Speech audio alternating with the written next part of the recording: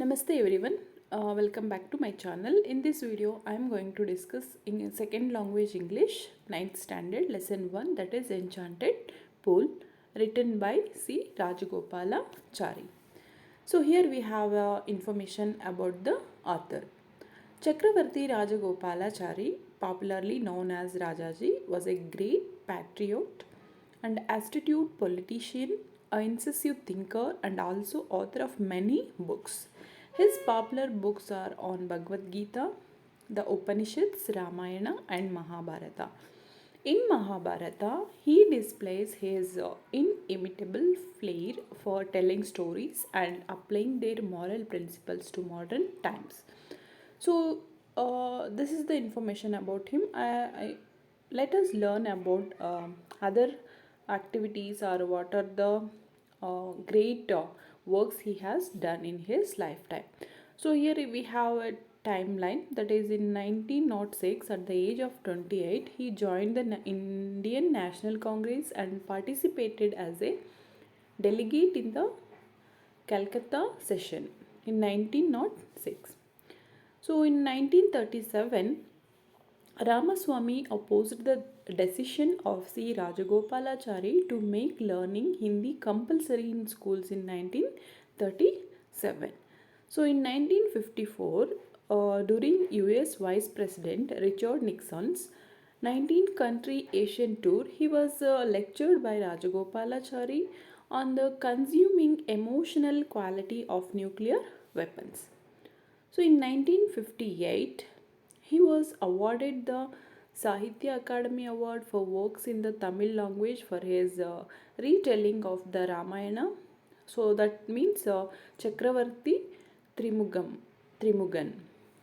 So in 1965, on 17 January, he convened the Madras State Anti-Hindi Conference in Tiruchirappalli, angrily declaring that Part 416 of the Constitution of India, which declared that Hindi was the official language, should be behaved and thrown into the Arabian Sea. So in 1972, he died at the age of 94 on 20th December. So here I have given written books of written works of the Chakravarti Rajagopalachari. So here Mahabharata, Ramayana, and Hinduism, doctrine and way of life, and Bhajagovindam, and our culture. So these books he wrote. So coming to the lesson, that is Unit 1, Prose, the Enchanted Pool. So before you read, when we talk about people, we discuss their qualities, right? So the box given below has some words which describe people.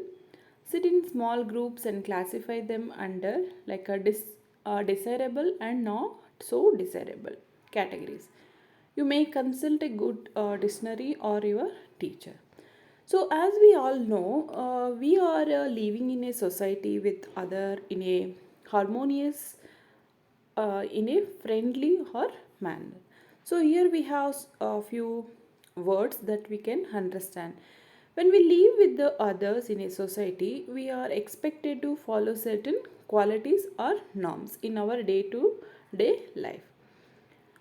So here we have courage, amicability, gentleness, sympathy, kindness, helpfulness, enthusiasm, wisdom, affection, honesty, selflessness, curality, humility, faithfulness, endurance, perseverance and determination, negligence, callousness and carelessness and arrogance.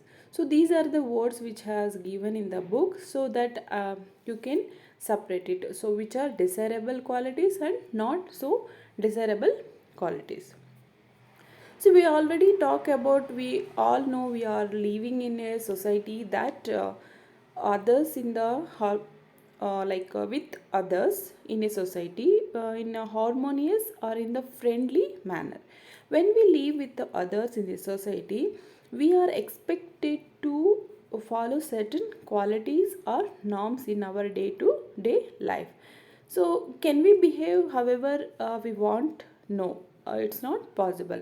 There are certain qualities that we have to follow in our life.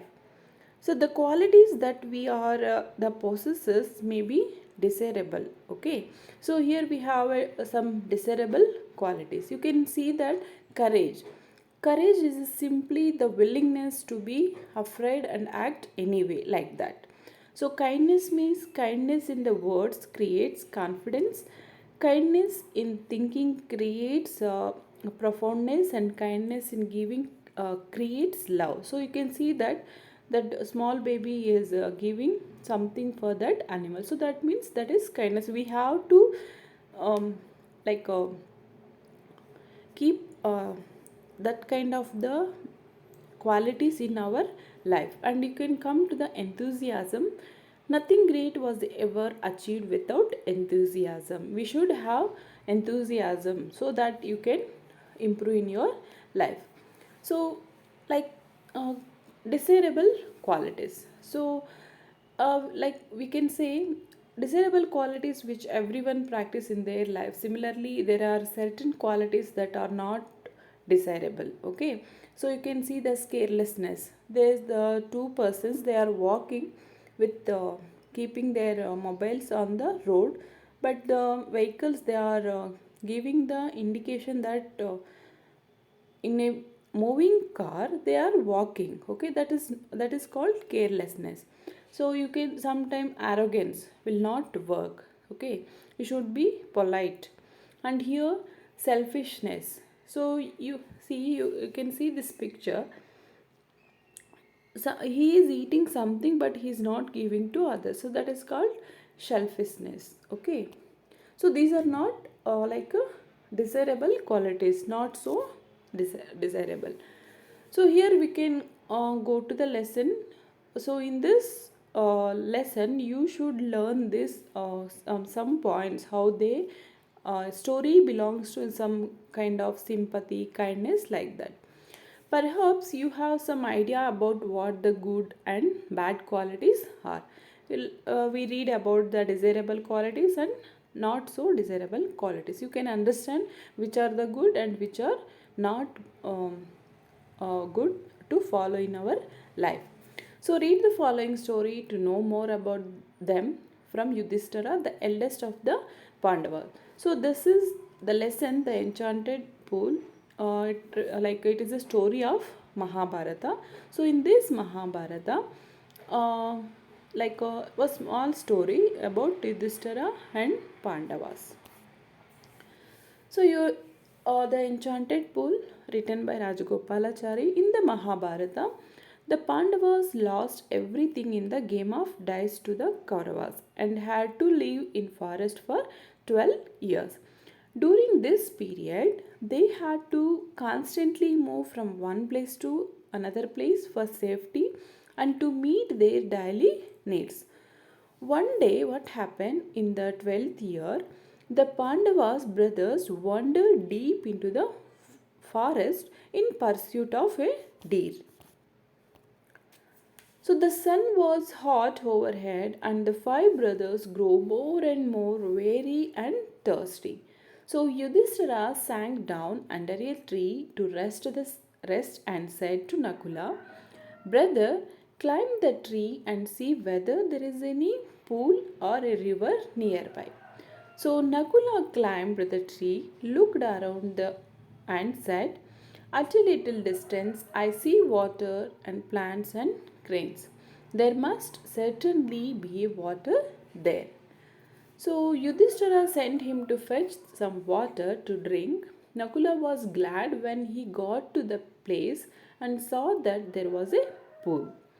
He was very thirsty himself and so thought of quenching his thirst first before taking water in the quiver for his brothers. But no sooner did he dip his hand in the transparent water, he heard a voice which said, "Stop, Nakula, don't drink, this pool belongs to me."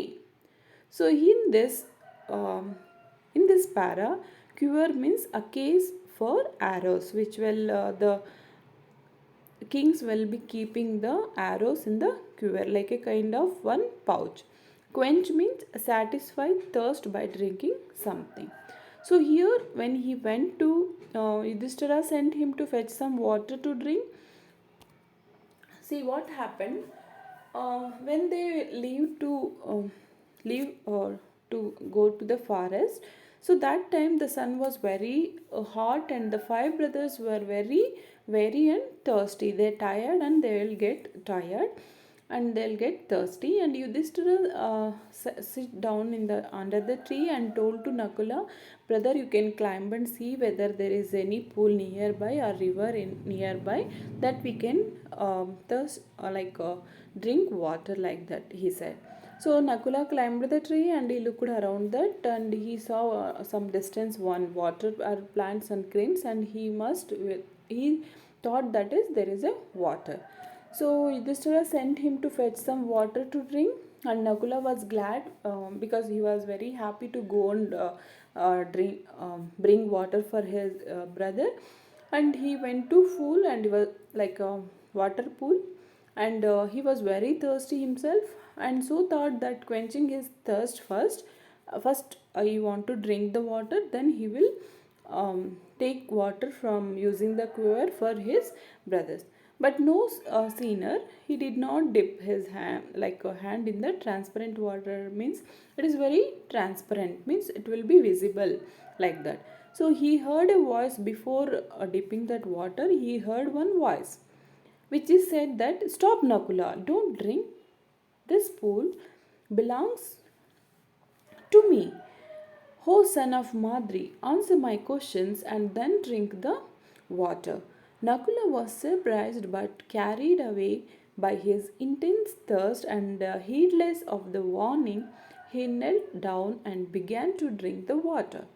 At once he began to feel terribly drowsy, and he fell down, to all appearance dead. So what happened once he started to drink the water with like a what we say heedling, means he is not paying attention like somebody's advice. So that voice is warning him and advising him to not to drink the water, because that river belongs to that person. So that voice, invisible voice, is warning to the Nakula not to drink, but because of the thirsty, so he started drinking water. So that time what happened, he began to drink water, so he feel terribly drowsy, means sleepy, and he fell down to like appearance as a dead, like that. So like this happened. So I hope this video will be helpful for you. If you are watching for first time my video, please subscribe or share and comment below if you have any doubts. And the part 2 I'll be discussing the next video. Thank you for watching.